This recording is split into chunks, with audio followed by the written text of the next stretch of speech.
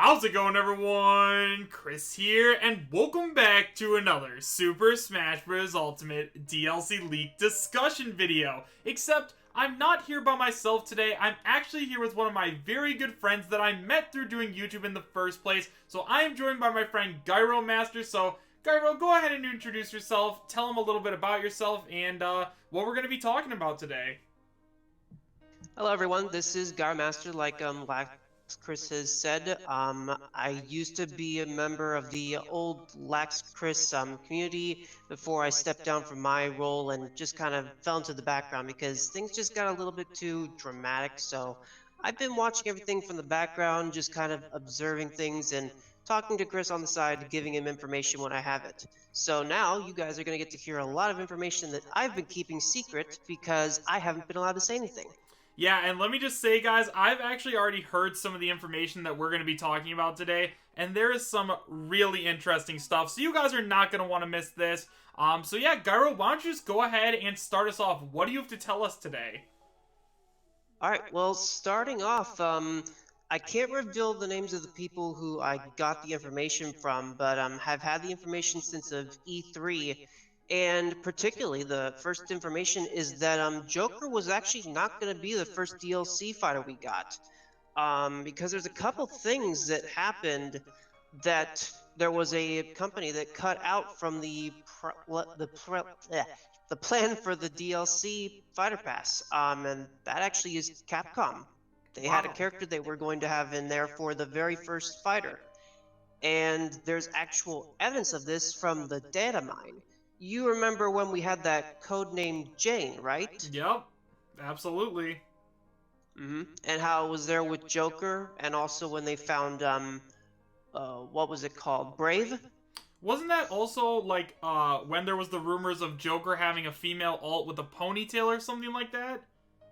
Yeah, that came later, but there was no actual ponytail name that was given. It was just the code name of it was named Jane. And Huh. we didn't know anything about that. But according to the information that I have and that I've been holding on to, we might actually know who that character was. And that character is Jill Valentine from Resident Evil. A character that everybody wants to see in Super Smash Bros. Ultimate. Like, I don't know why, but recently there have been a lot of talks about a Resident Evil character in Super Smash Bros. Ultimate, so the fact that you're bringing her up right now is really interesting, and I'm sure a lot of people are heartbroken hearing that, yeah, she was supposed to be in the game, and for whatever reason, she's not there now. Mhm. And actually, if we're going by what I know here about Jill, and she was supposedly going to be the first fighter, or second, depending on if Virgin was correct about the Hero or the Dragon Quest, sorry, the Square Enix rep being the first DLC fighter, which I think that's still up for debate. But based on the information that we have here, originally she was actually supposed to be in the base game, and she was going to be revealed with the last fighter. And there's actual evidence to point to this. And I'll actually give you a link to that after I pull it up here, so give me a second. But basically, what happened was there was actually a alpha version of a character trailer that was cut, and it was also leaked prior to one of the directs we had before we had another character revealed. Also, guys, whatever links that Gyro does send to me, I will be putting in the description so that way you guys can go ahead and take a look at them. But honestly, man, this is sounding like really interesting and also kind of heartbreaking at the same time because once again, like Jill Valentine and like a bunch of people want to see Resident Evil characters in Super Smash Bros. Ultimate, so I'm sure you've just broken a lot of hearts out there. I have been known to do that before with people. So, anyways, here's the link. This is from a long time ago, as you can tell. September 6th direct. Remember Wow. that? Oh Before the yeah. earthquake? Yep, that was Yeah. oh wow, in 2018. So that was when where Isabel got revealed, right? Uh-huh. Yeah, so if you want to go ahead and look at that, just know that not everything in a leak will always be true. They can have information that is real, and then there's information that's fake. For example, they had a fake Isaac trailer that they basically had put in this to try to make themselves seem more legit or in times with everyone else's predictions. Mm-hmm. But particularly look at the one for the Incineroar introduction here. Little Mac, it says that Little Mac and Bowser Jr. are squaring off in boxing ring, equally matching one another's blows. A large silhouette is observing from the tunnel when Little Mac lands the final blow on Bowser Jr. What does that remind you of? Exactly the Incineroar trailer we got, except he was fighting Ken. Except instead of sparring with Bowser Jr., he was sparring with Ken. Right. And who's missing from this trailer? From this description? Oh, that's actually kind of weird. It is weird, and I actually didn't originally bring this up to the person I've been getting information from until recently, and they checked with their source and said that is a legit alpha version of the Incineroar trailer. That is legit information. Wow, I mean, yeah, I'm looking at his moves right now. It says he has a wide range of attacks: an uppercut, a lunge, 2 grapples, and a lariat. And yeah, he does. The uppercut is his up smash, his lunge is his side special, his lariat is his neutral special. So that's pretty crazy. He doesn't enter the ring until after Ken defeats Little Mac, and it's a large silhouette. And I remember when I was live streaming the reveal of that trailer, like, wait a second, this looks familiar. And I was like, someone called this. And then I couldn't remember the exact place where I'd seen this, but I forgot that it was for this direct, the one where we actually got Isabelle. Right. Which means that Incineroar was actually pushed back for the reveal. Huh. Because there was a change in plans. Jill was pushed back to DLC for Fighter Pass 1. She was originally probably going to be revealed with Ken. They'd be in the same trailer. And Incineroar would have gotten his own trailer. But because of the plan to push her back to DLC, this caused them to have to combine Ken and Incineroar into one trailer. But the problem is that once Capcom found out about this, they didn't like that. They wanted her to be in the base game, and so they pulled out. And what happened when they pulled out? Panic. So, they had a already completed model, most likely, if they were already going to release her for the first DLC fighter, and I would say most likely that became Joker, who might not even have been the second in the Fighter Pass. He might have been the last, based on how long it took them to bring the character. Wow, that's pretty insane. I'm not gonna lie. Yeah, but basically, she would have had the assets of a gun already, so they could have used that and just basically changed the character model and all that stuff, and used her as a base. Thus, why we have the codename Jane. Oh. And she has a ponytail as well. Yeah, definitely the Jane codename is very strange considering we don't have a female character on the Fighters Pass. I mean, besides Kazooie, people always get mad when I don't say Kazooie. Yeah, as of right now, we don't already have a female fighter, and Joker's codename being Jane, like, never really made a lot of sense to us. Like, I think that's at least something that's really interesting. I don't know, man. That's because his codename wasn't Jane. It was still Jack, but they had Jane there to use to craft him because of the gun, the connection to the gun. I mean, look at the detail on the gun we have. That looks very realistic. And what type of guns are in Resident Evil? Very realistic guns.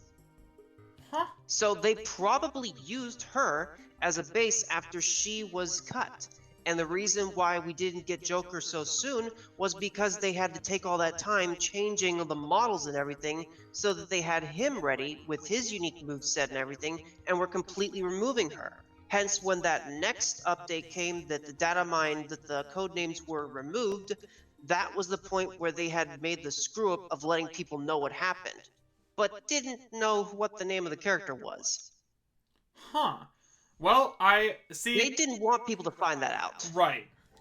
That's all really crazy. Now, I am going to ask, you said you were getting this from, like, legit sources, right? This isn't just, like, some crazy conspiracy or anything?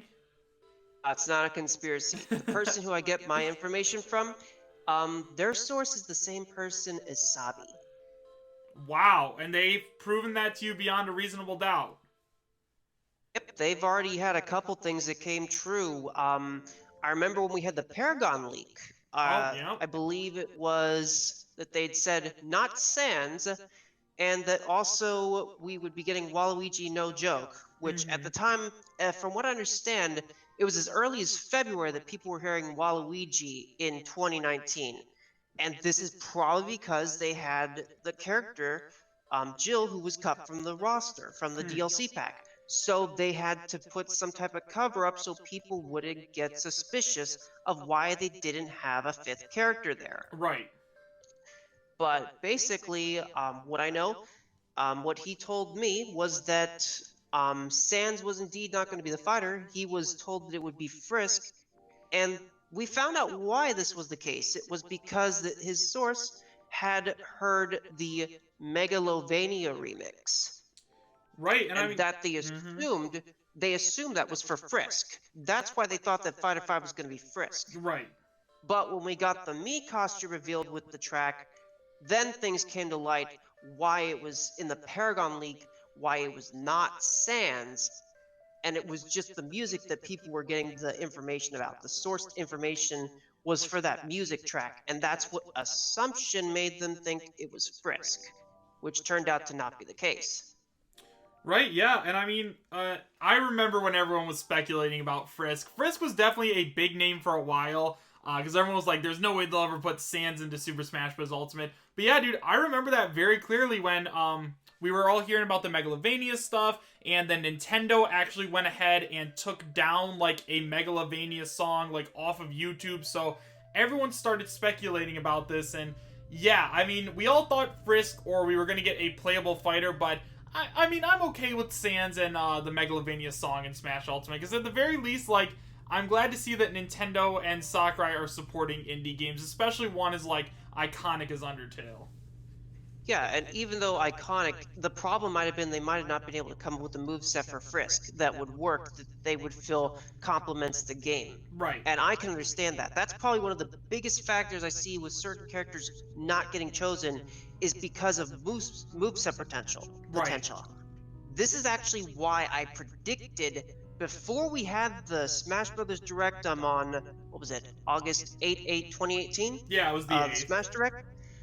When Shovel Knight was revealed an assist trophy, I actually had a hand up. I'm like, I called that because I didn't see enough for him a moveset potential other than taking from other characters from his game, which was basically like doing Mega Man. So it would just be basically it wouldn't be that original.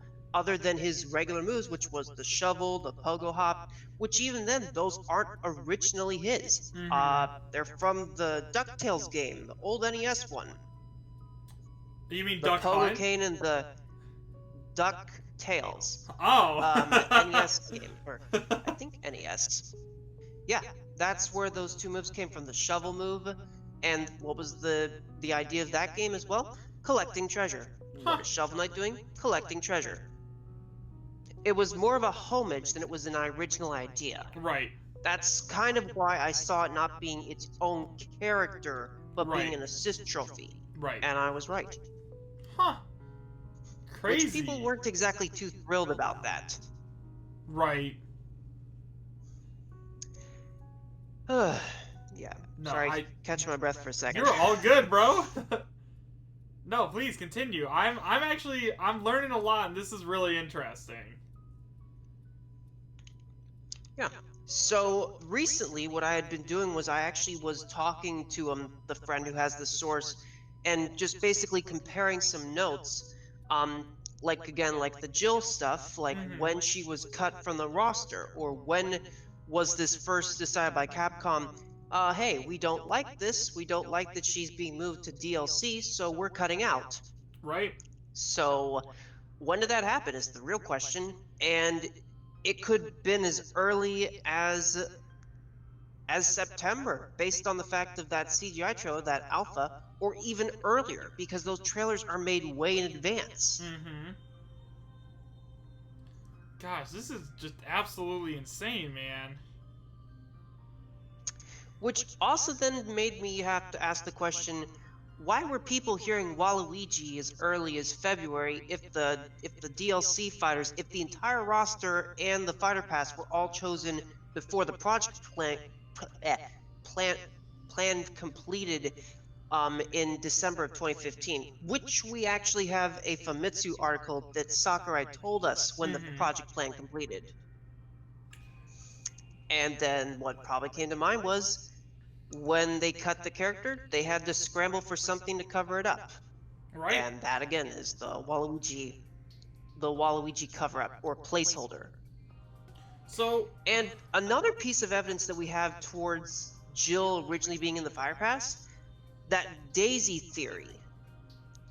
The one yeah, where good old Daisy's in the Daisy photo. theory. Because if we had had the last character announced before the Game Awards, we probably would have seen all of the DLC fighters there with Mario, and Daisy Right. wouldn't have been there. It would have been Jill. Oh man. Well, because everyone's thinking it's gonna be Arlie or Arl. I don't remember exactly how to pronounce her name, but yeah, dude, nobody's mentioned Jill Valentine yet. Like in terms of the Daisy theory, that's pretty interesting. Again, like I said, that's because that would have been the original plan Right. before she was cut. Right. Wow. So, actually, let me take a quick look at that picture again here because I just remembered they were going in a certain order when you look at them. I think it was like they were going around in a circle, like in the order that they were released. I think. Yeah, Double check that. I I still remember have that. the picture. Yeah, I remember people talking about that, and they were like, it almost makes like they were. It was like one was Joker, two was Hero, three was Banjo Kazooie, and four was Terry, and they were all surrounding like, and Piranha Plant was also there too. Excuse me. And they were all surrounding Mario and Daisy, and that's why everyone thinks, oh, Daisy's a hint towards the next DLC fighter. Well, she might still be a hint because Right. I brought this up before about the Milk Bosatu stuff. Mm-hmm. You remember when I brought that up, right? Yeah. They were the one who had the information about the VR for Smash Brothers before the VR lab was even announced, and also that the hero was not going to have any female alts, and that it was going to be costume or colors based on other versions, based on other heroes from the Dragon Quest series. Hmm. And both those things came out, and they were true. Right. So the other thing that was then brought out by Milk, I'm just going to say Milk because it's easier than saying Milk Sure. Bosatu every time. The other information that we had from them was that their source provider had seen a character that looked like it was from a fighting genre, and they had said that they had a ponytail, but they had thought the character was female because they probably didn't understand what kind of character they were looking at depending on where they were from. And my friend who and his source believed that what happened was they were probably seeing Terry, because who else has a ponytail? Right. Right. So that's also something else that they could have possibly be right on, which again don't know for 100% sure because we have not had that confirmation from from Milk themselves or their source. The other character they said was the fifth fighter was going to be from a franchise already represented in Smash Brothers, Mm-hmm. which would line up with the Waluigi placeholder because that's a franchise already represented. Mm-hmm. So everyone, it seems that every single insider at one point or another has heard Waluigi. And then I keep asking myself a question of why are they hearing Waluigi? Because this fighter pass was supposed to be done as early as 2016. Sorry, not the project plan. Sorry, I keep getting myself a little jumbled up. Sorry. It's okay. That happens to me sometimes. But basically, it makes me say Waluigi's just a placeholder, just a cover up. Yeah. They're trying to find something to replace it, and they have to tell people all this information just to get them to not get suspicious that we done goofed. We Yeah. lost something. We don't want you to know because we don't want to be in a panic. Right. Nintendo doesn't want to have that bad rep. Dang, that isn't so I guess now who is the next character? Who are you thinking? That's the thing. I'm not going to say who it is because I'm not sure. The only thing I can really say is that I don't think that they're going to be from an existing franchise in Smash Brothers. Every character seems to be new and from a third party or even indie. Mm-hmm.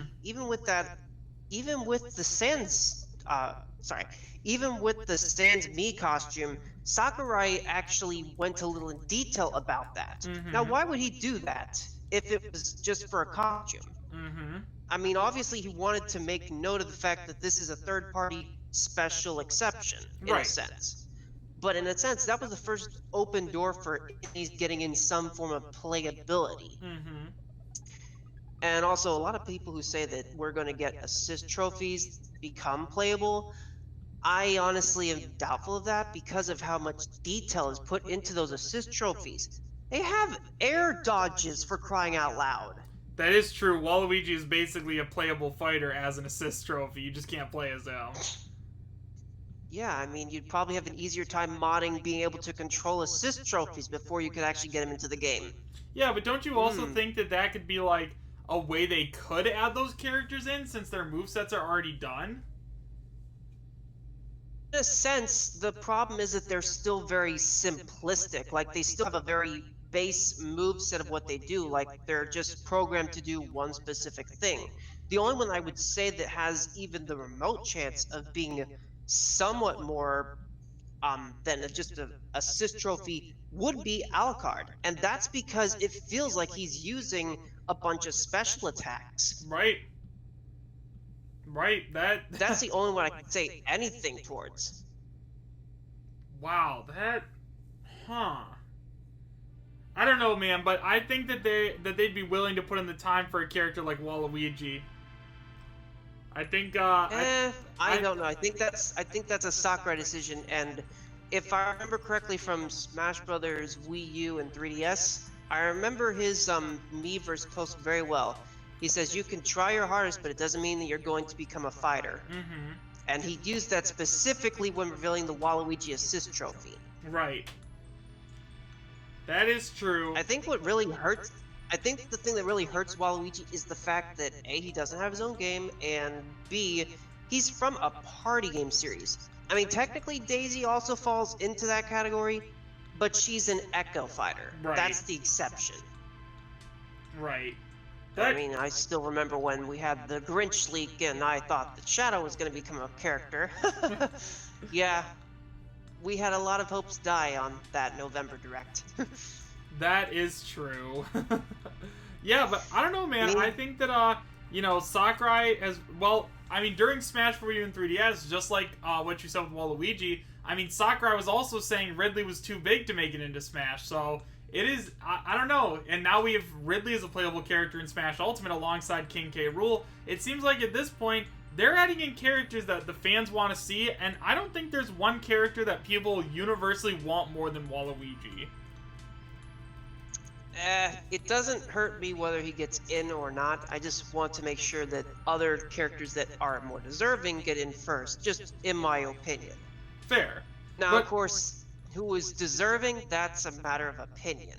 Yeah, especially since Sakurai said it's more important that a character is fun than recognizable, and Waluigi would be super fun. I don't know. The thing is, I'm not sure exactly what he could do for a moveset that Fair isn't enough. a little bit too out there. That's the problem. And Okay, that's why he'd I be just fun. don't feel like he's gonna be in there unless it's like the very last character for DLC. But that's Right. just a personal opinion. Also, something I recently found, this will actually tie into us talking about about who we think the fighter is. I mean, I don't know specifically, like I said again, everyone insider-wise has mostly heard Waluigi. Fat Man on Ice apparently now is backing, what's the name of the character here? Hold on a second, pull this name up. It's, what is it? Davakin from Dragonborn. Really? That's the character that he's not backing. And I'm like, the only thing though is that I'm not sure if that will fall in line with the Daisy theory if we understand possibly Fighter 5 might still be a female character. They might still want a female in that spot since Mhm. Jill's gone. No, that's very So fair. that's just the thing that might shake that up. And again, I can keep saying it. None of the insiders for sure know who the character is. That's what I can guess, is that they probably maybe have heard a name, but that's it. But nothing that they can easily recognize. Maybe it's because it's something that isn't that well known. Yeah, that's fair. Yeah, No, it's and not you, KOS-MOS. it sounds like KOS-MOS. Oh, actually, I wanted to bring something up to you since I just watched your latest video, just to double check this. And this actually I brought to the friend who has the source as well, and we discussed about this. When the Megalovania remix was taken down, and the what was it? The two Super Mario RPG songs were taken down. Those copyrights were done by Nintendo of America. That was the copyright holder. The one for the KOS-MOS mod, Was Mario which Kart is from Tour. months ago, by the way, and it was by Nintendo, not Nintendo of America. So that's where we kind of see that it could be that it was a fake or it was a farce, because that video is back up, by the way. It's not copyright claimed anymore. Really? I've actually watched it. It's literally a skin for what is it? Wii U, 3DS? Yeah, Wii U it's version for Zero. over Zero Suit Samus. Yeah. Yeah, so that's something I also wanted to clear up with you, that apparently it's just kind of silly, that whole thing. And yeah, again, copyright claims are something that you have to look at the name of the copyright holder. Because again, if the character is belonging to Bandai Namco or even Nintendo, YouTube is a platform. Usually it's not going to be the Japan location where they are going to copyright claim a YouTube video. That's going to be in America, Right. because they're the ones who have the lawyers and everything that take care of that stuff. So that's why usually you're going to look for the copyright of Nintendo of America. So just something for future reference when those kind of things come up. No, that is totally fair. So, like I said again, don't know who it is, and I'm not going to say my pick right now because I don't want to jinx it, and I want to have the possibility of being flabbergasted and shocked if it is that character, like Alex was when he got Joker. He wasn't expecting that character to be a DLC. You know it, I know it. His freak out was more than enough reason to know it. Yeah. No, that's definitely fair. But I don't know, man. In terms of it, I gotta say I'm leaning towards KOS-MOS right now. Now, Master Chief, though, what are your thoughts on him? I feel like that's going to be something that won't be seen until later in the year. Reason I say that is because of the fact of when the additional fighters were decided on to add. That's the thing that we have to consider, is when do they decide to add additional DLC fighters? When do they decide to do that? And from what I understand from the sourced information, apparently that was like right after E3 of last year. So any characters like Doom Guy, other third parties like Sora and stuff, they might not be seen until as early as E3, if they even get in. Right. That's the thing. We don't know who else is going to get into the DLC. And I also don't expect it to be packs, like a second fighter pass. We don't know who's next, and as far as the Master Chief debate goes, like I said, E3 was when they first decided on having additional fighters, like right after E3. So any characters like Doom Guy, Master Chief, Sora, I don't think they're going to be in the fighter pass, because it just feels like they'd be a little too late to get in there if they decide to add additional DLC fighters as early as E3. So I'd say that we have to wait on those, and I also do not expect us to have a fighter pass again, but the individual characters. The reason I say this is because they can, I don't like to use the word shill, but they're able to shill out the characters instead of like having to wait to make a stage, get music, they can get them out a little bit quicker, possibly. Right. Because they don't have to worry about making all those mechanics for the stages and stuff. Right. And that was a big point to me personally about the Fighter Pass having the character, the stage, and the music. That's a lot to put into a single pass. I mean, even Sakurai said, you're getting a lot for your money for the Terry Pass because there was over 50 tracks? Yes. Yes. Like, goodness, that's a lot of music. Hey man, but you know, Sakurai loves the fans. Does, but again, there's only so much that he can do sometimes, especially when a character doesn't have something that he can work with. That's also going to be the problem if you have a character that might be very much wanted, but you can't make a good moveset that's fun and it feels like they are still a part of their game. That was something he had brought up when he was creating, I believe it was Bayonetta, was that he actually had that whole comboing thing because it was very familiar to her game. You wanted to feel like you were still playing the character outside of their game when in Smash Brothers, so that you could pick them up easily and understand them. Right. Right. It's a part of his game philosophy, and I remember that Kirby, the whole Kirby game, the original Kirby game, was that encompassing idea of a game that everyone can learn easily because it's very simple, it sticks to the basics, and then you build upon those with the addition of the power-ups, the copy abilities. And it was really cool to actually know about how that works. Right. But anyways, I think I kind of rambled a bit there. But yeah, honestly, what I'm looking at right now for my picks of what I think might be for Fighter 5 of the past, it's gonna be either something from a third party that's not representative from the big companies, an indie character, or something female representative. And I hate to put that name out there, but Byleth is possible because the franchise might be represented, but there are absolutely no spirits for Three Houses. Yeah. And it is a female character. I have to put that out there that we could get bamboozled and that happens. I don't want it to happen, but it could. Jeez, that would be yeah. Sorry, I'm just thinking about it right now. See, the thing is with me, because then you have the Corrin situation again. Yeah. And the thing is with me, right? Like, if we did, let's say, get a Fire Emblem character, people would not be happy with that, right? Like, especially like if this is the final character on the first Fighter's Pass.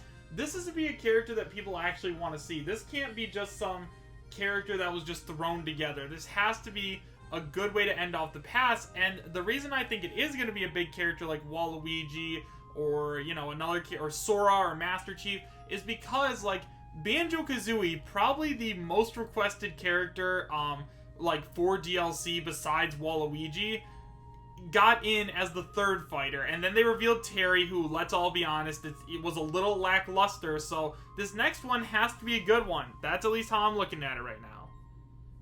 Not necessarily. I mean, think about it like this, Chris. They're not just catering towards the Smash Brothers community itself, but they also want to look at other genres and other groups that might not have ever played the game, and they also want to represent them in a sense too.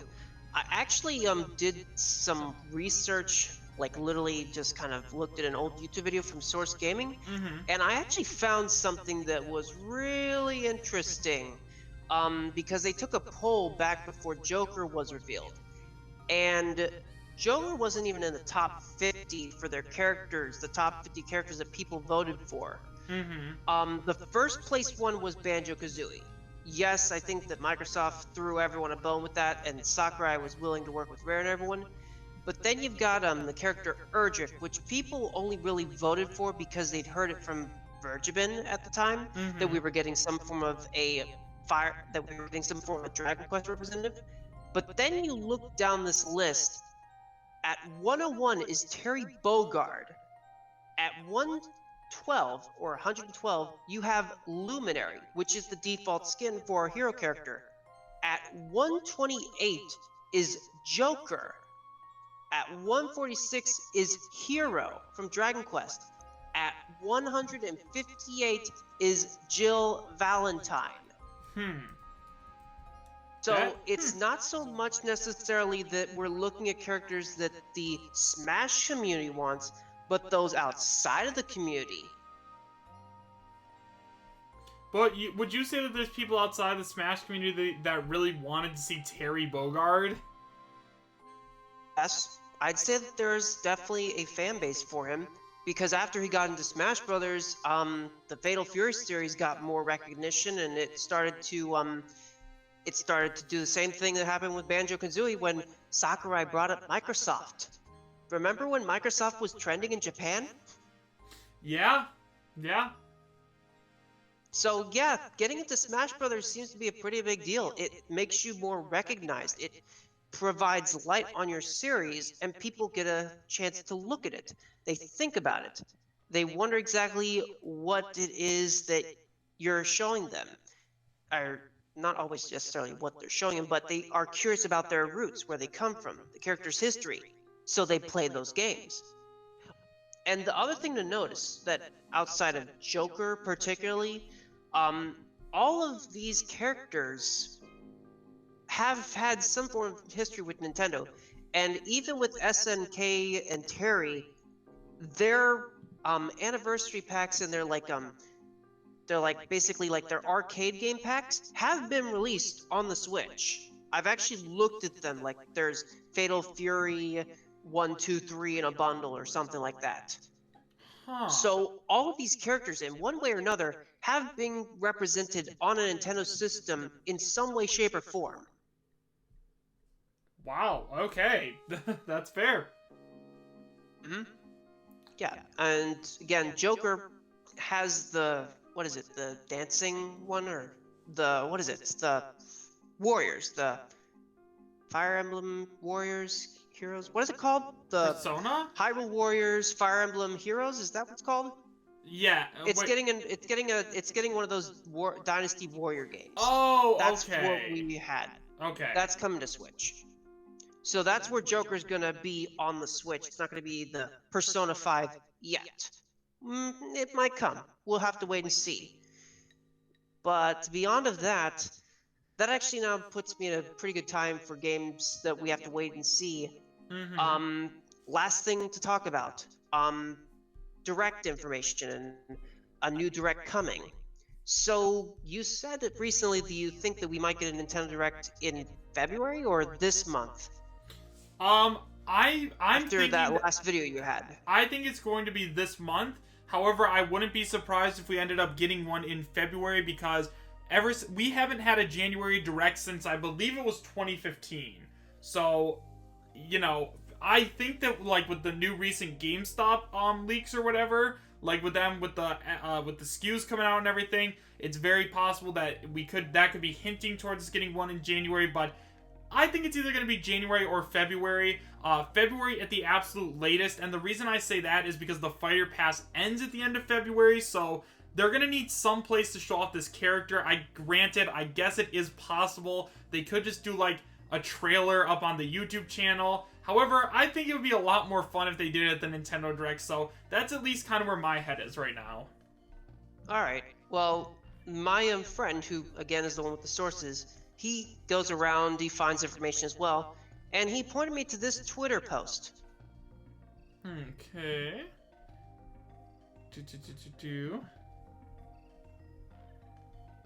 Next Nintendo Direct is going to be January 2013 1.5, third-party deluxe edition. You know, they're just basically rambling on a name. And then they showed me the screenshot of the lineup of those games. So who is this person? Why should we even listen to him?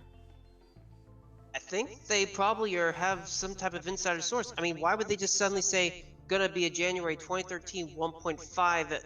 Why would they say 2013? Why would they automatically know that? Well, isn't 2013? Aren't they referring to the year 2013? Yes, they are referring to January 2013. And look at the lineup, and look at the game. Look at the ones that are at the very end here. Shin Megami Tensei X Fire Emblem. And what is the name of that game? Tokyo Mirage Session. And what game is coming out on the 17th of this month? The Switch port. Huh? Well, if that's true, that's big, man. But I think that, like I said, lots of people It means we could see a direct as early as this upcoming week. I mean, I wouldn't be opposed to that.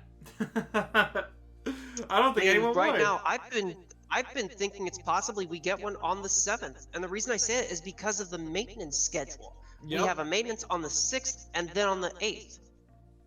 And there's been also rumors of a firmware update for the system itself. Now, why would they want to, like, just jump that on people unless they were going to talk about it? If I remember correctly, on the 3DS, didn't they use a Nintendo Direct to introduce skins for the 3DS? Menu screen skins? I honestly cannot remember. I think they did, but it's been a long time since I remember that.